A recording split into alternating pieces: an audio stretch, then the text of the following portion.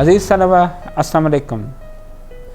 हम फैज़ साहब की नज़म चंद रोज़ और मेरी जान के पहले और दूसरे बंद की तशरीह इस लेक्चर में कर रहे हैं। ख़याल बहुत सादा है लेकिन उतना ही ज़रूरी भी है। एक ग़ुलामी की कैफियत में जज्बे आज़ादी, ये इस नज़म का मरकज़ी ख़याल है। एक तरफ पाबंदियाँ हैं, क़ैद है, और दूसरी तरफ ये ख्वाहिश है कि हम आज़ाद हों। ये कैफियत शायर पर इस वक्त गुज़र रही। चंद रोज़ और मेरी जान फ़कत चंद ही रोज़, जुल्म की छाँव में दम लेने पे मजबूर हैं हम, और कुछ देर सितम सह लें, तड़प लें, रो लें। अपने अजदाद की मीरास से माजूर हैं हम, जिस्म पर क़ैद है, जज्बात पे जंजीरें हैं। फ़िक्र मबहूस है, गुफ्तार पे ताज़ीरें हैं।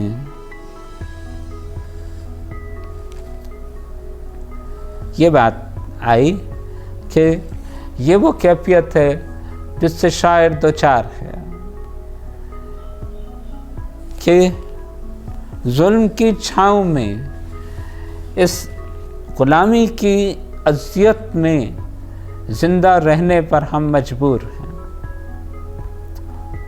हिंदुस्तान ग़ुलाम है। शायर एक गैर मुल्की साम्राज्य क़ुव्वत के ज़ेर नगी है, और इस बेबसी और बेचारगी का एहसास उसकी रूह तक को घायल करता चला जा रहा है। जुल्म की छाँव में दम लेने पे मजबूर हैं हम ये ग़ुलामी की ज़िंदगी गुजारने पर मजबूर कर दिए गए हैं। और कुछ देर सितम सह लें, तड़प लें, रो लें। हमें इन्हीं हालात में जीना है, तड़पना है, रोना है। ऐसा नहीं है कि शायर उस ग़ुलामी को बर्दाश्त कर रहा हो या उसके ख़िलाफ़ उसके दिल और दिमाग में कोई एहतजाज ना हो। वो ये सितम सह रहा है, उसको ये एहसास है कि मुझ पर ये जुल्म हो रहा है। वो तड़प रहा है कि किसी तरह मैं इस शिकंजाए इस्तबदाद से निकलूं। वो रो रहा है कि कब ये ग़ुलामी का तौक मेरी गर्दन से निकलेगा। लेकिन फैज़ को एक एहसास और भी है। अपने अजदाद की मीरास से माजूर हैं हम। अजदाद, गुजरी हुई नस्लें, मीरास, इनहेरिटेंस, जो चीज़ आबा अजदाद से अगली नस्ल को मिलती है वो मीरास, उससे वो मजबूर है। देखिए, फैज़ साहब के ज़माने तक आते आते जब ये नज़म लिखी जा रही है तकरीबन 1940 के आसपास,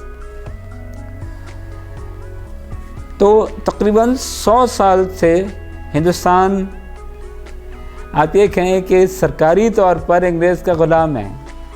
1857 जब हिंदुस्तान वाकई बरतानिया की नौआबादी बन गया, लेकिन क्या हमारी ग़ुलामी वाकई 1857 में शुरू हुई? मेरा जवाब यह होगा कि ऐसा नहीं है। अंग्रेज़ 1750 के आसपास भी एक डोमिनेंट पावर, एक गालिब क़ुव्वत बन चुके थे। ہندوستان کی غلامی 1857 سے تقریباً 100 سال پہلے شروع ہو چکی تھی. جنگ پلاسی 1757، پھر اپنے ٹیپو سلطان کی شہادت، اور اس دوران میں نادر شاہ ہے، روہیلے ہیں، سکھ ہیں، یہ بہت کچھ ہو رہا ہے. یہ تمام فیکٹرز ہندوستان کو ذہنی طور پر غلام بنا رہے تھے، ان کو توڑ رہے تھے. اور یہ بات میرا خیال نہیں ہے کہ آپ کے علم میں ہوگی کہ 1803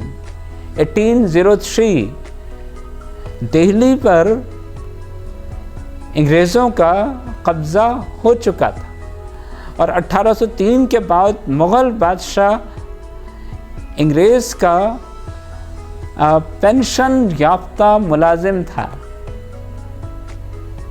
کتنی عجیب بات ہے، جس کا لقب شہنشاہ ہند ہے، اور انگریز اسے 11 لاکھ روپے سالانہ میں خریدتا ہے.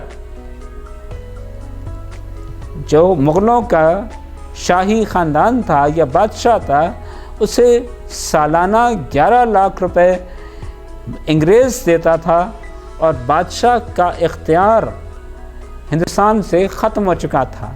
حکم انگریز وائسرائے کا تھا، کیا انگریز ریزیڈنٹ کا تھا.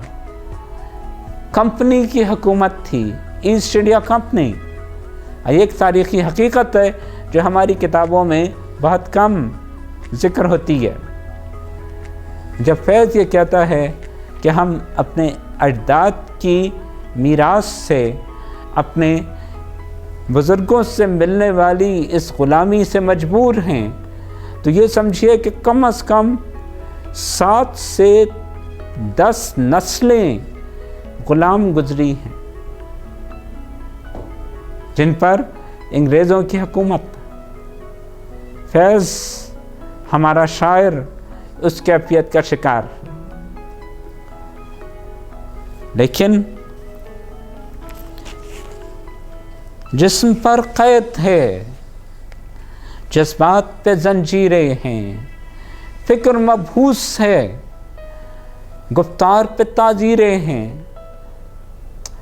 کوئی حکمران، اور خاص طور پر کوئی غاصب، یوزرپر، کوئی سامراجی ایکسپلائٹنگ فورس، کوئی اپریسر، کوئی کالونسٹ، یہ برداشت کر ہی نہیں سکتا کہ عوام میں، اس کے غلاموں میں، اس کے خلاف کسی جذبے کو اظہار مل جائے. آمریت کا پہلا شکار آزادی اظہار، فریڈم آف ایکسپریشن ہوتی ہے.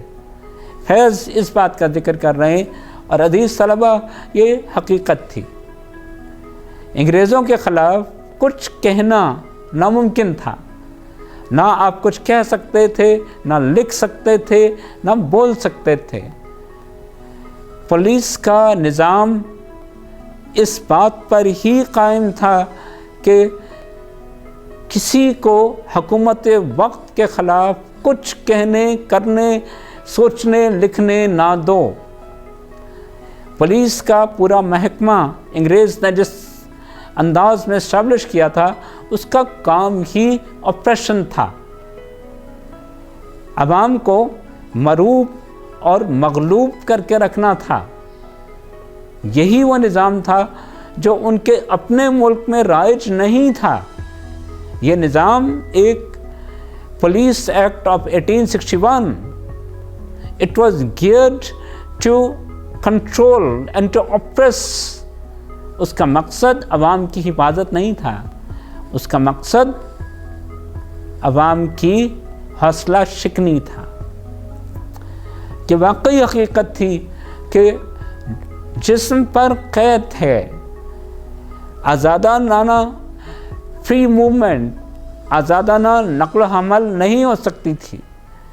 کچھ علاقوں میں انگریز کے علاوہ कोई नहीं जा सकता था। जो सिविल लाइन्स के इलाके थे वहाँ हिंदुस्तानी दाखिल नहीं हो सकते थे।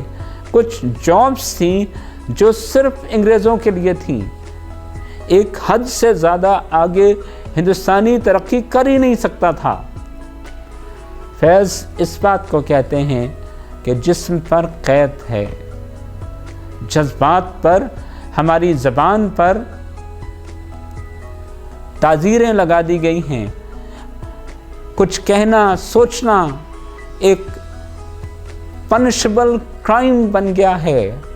आप हुकूमत के ख़िलाफ़ ना कुछ कह सकते हैं, ना क्या सोच सकते हैं, ना लिख सकते हैं। ये वो कैफियत थी कि जिसमें शायर या पूरा हिंदुस्तान डूबा हुआ था।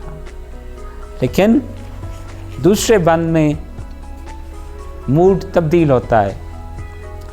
अपनी हिम्मत है कि हम फिर भी जिए जाते हैं।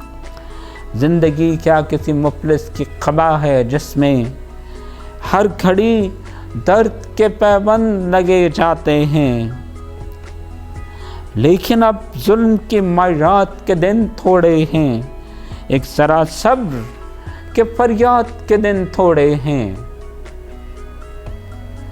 उम्मीद, रिजाइयत कि नहीं, ये जुल्म, ये साम्राज्य क़ुव्वत अब हमेशा नहीं रहेगी। ये इस्तिक़लाल कि हम इस सूरत हाल से निकल आएंगे।